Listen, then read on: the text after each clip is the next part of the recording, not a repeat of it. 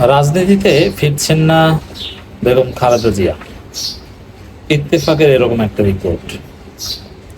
দর্শক, এটা বাংলাদেশের রাজনীতিতে একটা যুগান্তকারী অধ্যায় যে খালেদা জিয়া রাজনীতি ফিরছেন না। এটা আমরা কিভাবে দেখছি? প্রপোজিশন হিসেবে প্রথমে একটা সেন্টেন্স বলি যে খালেদা জিয়া বুঝতে পারছেন যে এই বিএনপি দিয়ে আর কাজ হবে না, এই বিএনপি আর ক্ষমতা আসতে পারবে না, এই বিএনপিকে আর লাইনে আনা খালেদা জিয়ার পক্ষে সম্ভব নয়, অতএব মান সম্মান নিয়ে আমি চলে যাই। এরকম একটা উপলব্ধি তার হয়েছে, আমি বিশ্বাস করি। কারণ খালেদা জিয়া এখনো on the paper BNP chairperson, কিন্তু তিনি রাজনীতি আর ফিরছেন না, সক্রিয় হচ্ছেন। এই বিষয়টা যদি আপনাকে বুঝতে হয় 2013 সালের দিকে ফিরে যেতে হবে। খালেদা জিয়ার কমান্ড বিএনপিতে অকার্যকর হতে শুরু করে 2013 সালে। যেমন আপনারা যারা জানেন না, নতুন প্রজন্মের, তাদের অবগতির জন্য জানাচ্ছি, 2013 সালে 5 মে শাপলা চত্বরে হাসিনা যখন গণহত্যা চালিয়েছিল, তো এই গণহত্যা চালানোর আগেই খালেদা জিয়ার অবস্থান ছিল, বিএনপি স্থায়ী কমিটি মিটিং হয়েছে, সেখানে খালেদা জিয়ার অবস্থান ছিল যে না, হেফাজত নেতাকর্মীদের পাশে বিএনপির লোকজন দাঁড়াবে।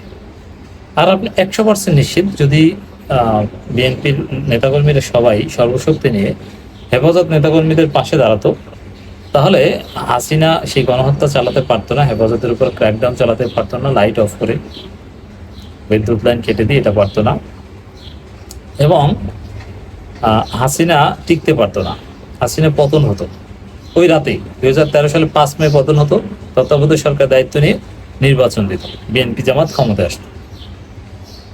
কিন্তু হেফাজতের সমাবেশে পাশে থাকবে, খালেদা জিয়া বলছিল যে আমার পাশে থাকা উচিত, কিন্তু না, বিএনপি স্থায়ী কমিটির অন্যান্য সদস্যরা, ভারতপন্থী সদস্যরা নানানভাবে খালেদা জিয়াকে ইনসিস্ট করে বুঝিয়ে শুনিয়ে সিদ্ধান্ত না, হেফাজতের পাশে থাকা ঠিক হবে না। যার ফলে হেফাজতের উপর গণহত্যা চালালো এবং বিএনপি ব্যর্থ হলো। বিএনপি আর ঘুরে দাঁড়াতে পারো না, হেফাজতের কোমর ভেঙে গেছে, আর জামাতকে তো মায়ের আগেই দিয়েছে। এবং ওই ঘটনার পরেই কিন্তু কাদের মোল্লার ফাঁসি দেওয়ার মতো চূড়ান্ত সিদ্ধান্ত নিয়েছে, একে একে সবাইকে ফাঁসি দিয়েছে, এবং শেখ হাসিনা 10-11 বছর 12 বছর টিকে গেছে। এই যে আরো 12 বছর, 13 সাল থেকে 12 বছর বা 11 বছর আমরা ফেসিবাদের কবলে ছিলাম 13 সালে বিএনপির ওই ভুল সিদ্ধান্তের কারণে।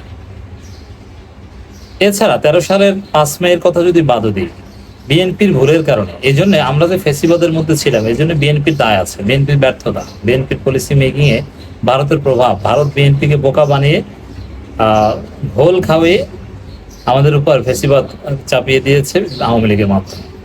অর্থাৎ বিএনপির দায় আছে। আপনি ফেসিবাদের জন্য শুধু হাসিনাকে গালাগালি করলে হবে না, বিএনপির দায় আছে, বিএনপিকেও ধরতে হবে, মির্জা ফখরুলকে ধরতে হবে। আপনি কি করেছেন, কি ছিঁড়েছেন, কাঠটা ছিঁড়েছেন, কেন আপনি ফেসিবাদের বিরুদ্ধে কার্যকর কোনো আন্দোলন গড়ে তুলতে পারেনি, কেন বিএনপির কোনো আন্দোলন জনসম্পৃক্ত হয়নি?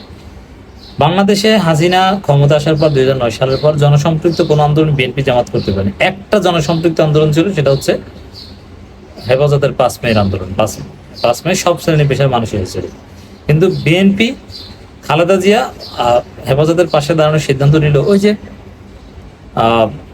বিএনপির ভারতপন্থী নেতারা খালেদা জিয়ার এই সিদ্ধান্ত বাস্তবায়ন করতে দেয়নি। এমনকি খালেদা জিয়া জেলে যাওয়ার আগেও তারেক রহমানের দায় ছিল। তারেক রহমান তখন এই রয়ের খপ্পরে পড়েছিলেন যে ভারত বলেছিল যে না, তোমরা এই মৌলবাদীদের সাথে, হুজুরদের সাথে মেরো না, আমরা তোমাদের ক্ষমতা এনে দেব। তারেক রহমানকে এটা বলেছিল। এই কারণে খালেদা জিয়ার এই কথা বাস্তবায়ন করতে দেয়নি। এছাড়া 2016 সালে বিভিন্ন সময়ে বিএনপির প্রতিনিধি দল, তারেক রহমান ব্যক্তিগত সহকারী, হুমায়ুন কবির সহ বিভিন্ন অনেকে, পররাষ্ট্র বিষয়ক উপদেষ্টা, এরা ভারতে যে বলে এসেছে যে না, বিএনপি আর আগের মতো ভারত বিরোধিতা করবে না, লিখিত দিয়ে আসছে।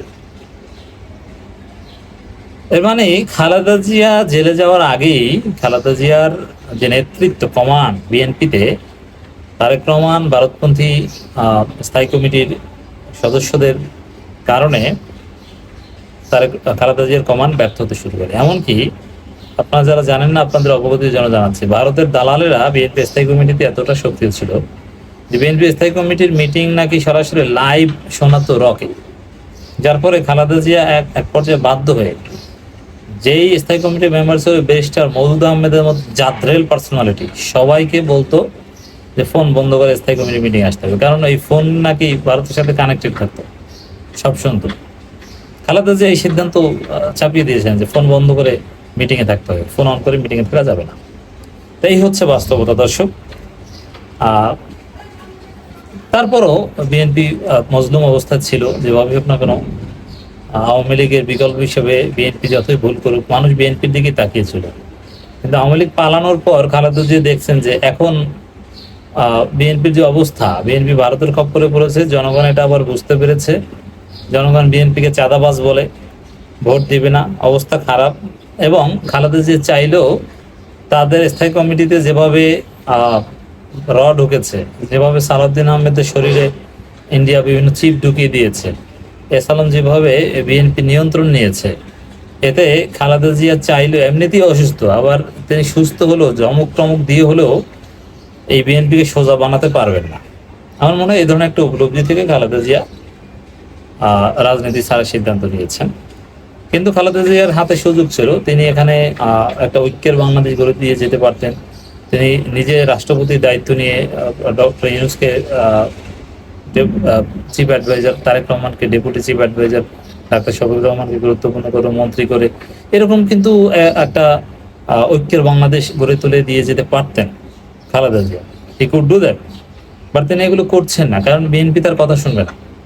সবাই তারেক রহমান কথা হুমকি দামকি দেয়, চাঁদাবাজি করবেন না, খবরদার, খবর আছে কিন্তু চাঁদাবাজদের কোনো স্থান নাই বিএনপিতে। কেউ শোনে তারেক রহমানের কথা? 4 আনা দাম দেয় কেউ? সমানে ধুমাইয়ে চাঁদাবাজি করে, যে যত চাঁদাবাজি করে পারে করে প্রতিযোগিতা। এই তারেক রহমান রাজনীতি তো ছাড়বেনই। আশা করি বুঝতে পারছেন যে তারেক রহমান রাজনীতি আসলে আদৌ আর করতে পারবেন না, মানে খালেদা জিয়া। বাংলাদেশের রাজনীতিতে এক আবশ্যিক নাম বেগম খালেদা জিয়া। 1984 সাল থেকে তিনি বিএনপি চেয়ারপারসন দায়িত্ব পালন করে আসছেন, 3বার দেশের প্রধানমন্ত্রী হয়েছেন। 2018 সালে 8 ফেব্রুয়ারি কারাগারে যাওয়ার পর রাজনীতি থেকে অনেকটা দূরে সরে গিয়েছেন তিনি। এর মধ্যে দীর্ঘদিন ধরে নানা জটিল রোগে ভুগছিলেন। রাজনীতিতে তার অনুপস্থিতি তারই বড় ছেলে তারেক রহমান দলের ভারপ্রাপ্ত চেয়ারম্যানের দায়িত্ব পেয়ে দল পরিচালনা করতে থাকেন। এখন পর্যন্ত তারেক রহমানই সেই দায়িত্ব পালন করে আসছেন।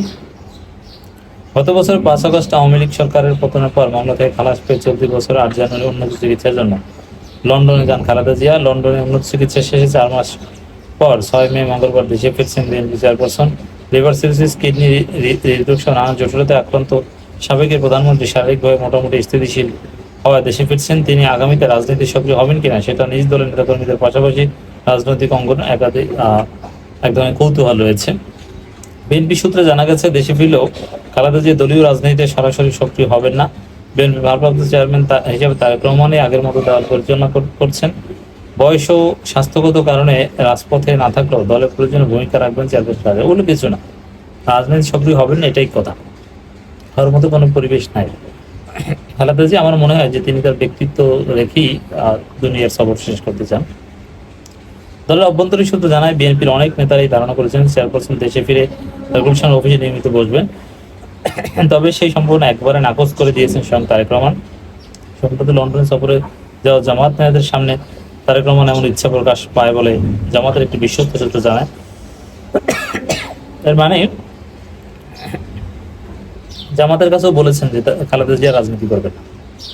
জামাত চেয়েছিল খালেদা জিয়া রাজনীতি করুক, খালেদা জিয়া রাজনীতি করবেন না, মানে খালেদা জিয়া অধ্যায় শেষ।